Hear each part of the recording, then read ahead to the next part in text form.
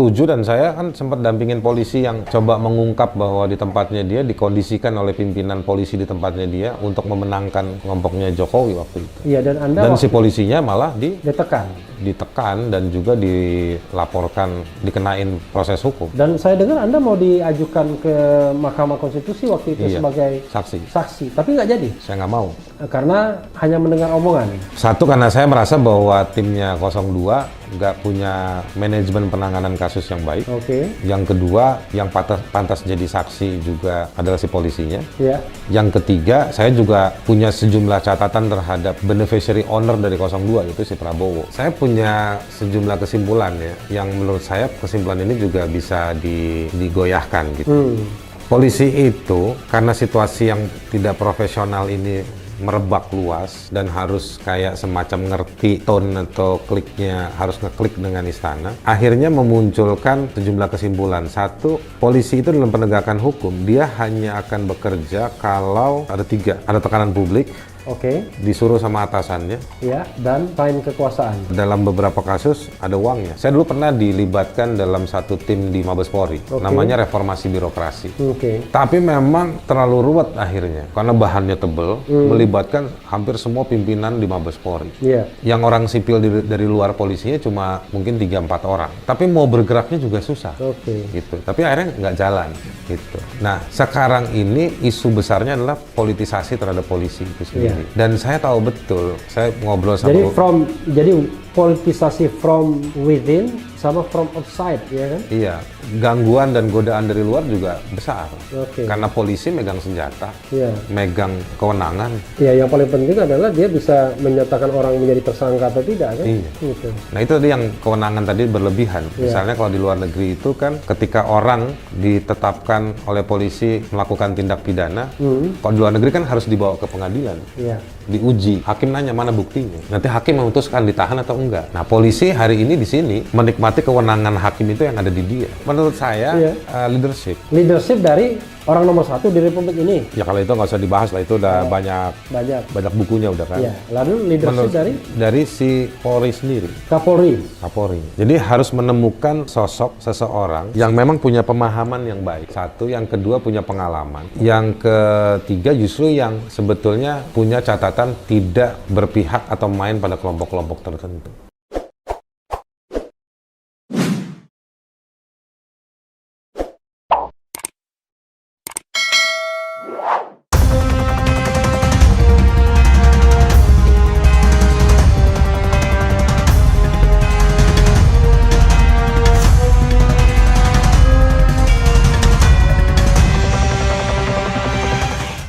Setuju, dan saya kan sempat dampingin polisi yang coba mengungkap bahwa di tempatnya dia dikondisikan oleh pimpinan polisi di tempatnya dia untuk memenangkan kelompoknya Jokowi waktu itu. Iya, dan si polisinya malah ditekan dan juga dilaporkan, dikenain proses hukum. Dan saya dengar Anda mau diajukan ke Mahkamah Konstitusi waktu itu sebagai saksi, tapi nggak jadi. Saya nggak mau.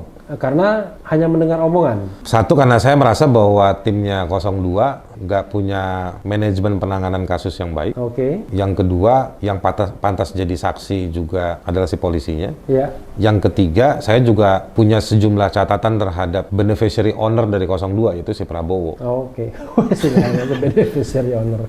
Ya kan, BO-nya. Jadi menurut saya, ya saya nggak mau lah. Ya, tapi orang waktu itu kecewa juga bagaimana Anda bisa mengungkapkan sebuah fenomena ya.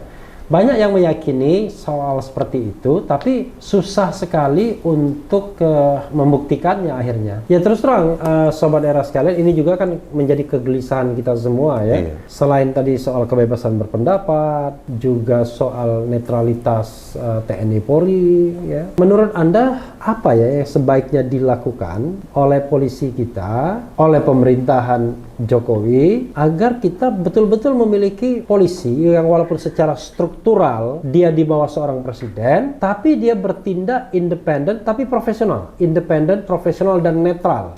Netral juga ya, independen dan profesional. Artinya gini lah, tidak melakukan kriminalisasi dan mengutamakan pendekatan perlindungan dan pengayoman masyarakat dalam setiap penyelesaian kasus. Sebetulnya jenderal-jenderal atau polisi-polisi yang kayak begitu banyak, tapi nggak laku. Polisi itu banyak kok yang bagus. Iya. Jenderal-jenderal itu juga saya tahu beberapa. Ya, kita bicara sebuah fenomena ya. Kita tidak bicara mengenai sebuah apa ya? Gini, Bung.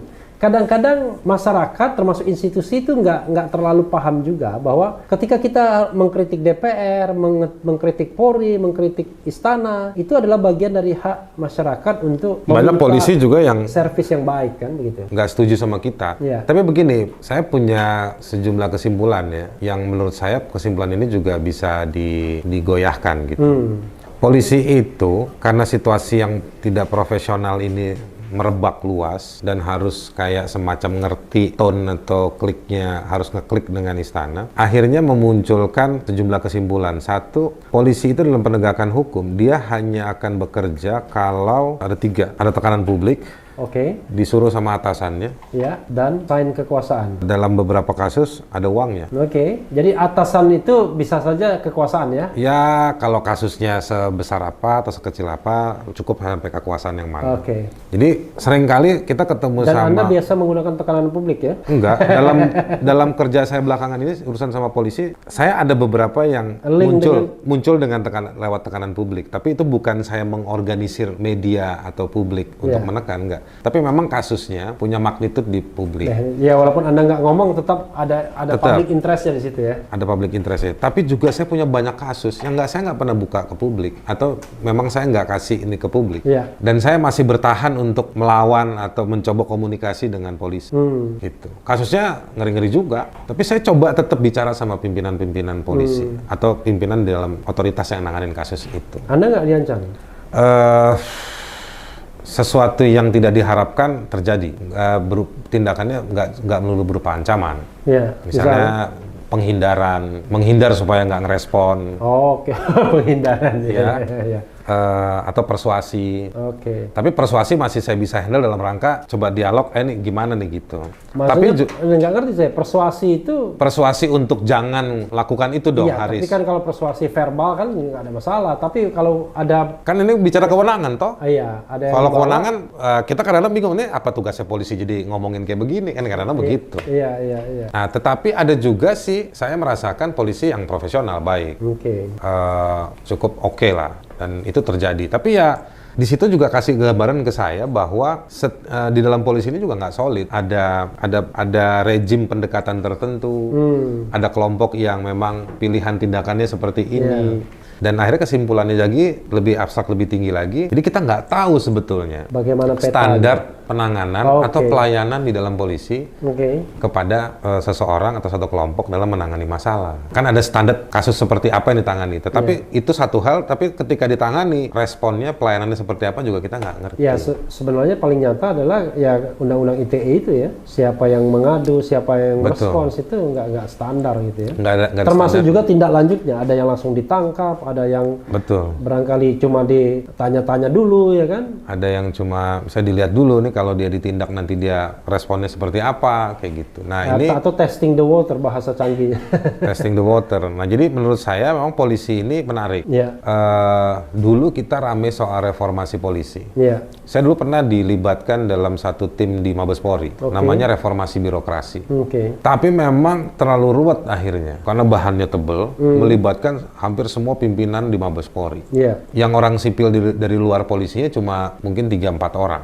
Tapi mau bergeraknya juga susah. Oke. Gitu. Tapi akhirnya nggak jalan gitu. Nah, sekarang ini isu besarnya adalah politisasi terhadap polisi itu sendiri. Dan saya tahu betul, saya ngobrol sama Jadi politisasi from within sama from outside ya kan? iya, gangguan dan godaan dari luar juga besar. Oke. Karena polisi megang senjata, Iya. megang kewenangan. Ya, yang paling penting adalah dia bisa menyatakan orang menjadi tersangka atau tidak kan? Iya. Gitu. Nah, itu tadi yang kewenangan tadi berlebihan. Iya. Misalnya kalau di luar negeri itu kan ketika orang ditetapkan oleh polisi melakukan tindak pidana, kalau di luar negeri kan harus dibawa ke pengadilan, Iya. diuji. Hakim nanya mana buktinya.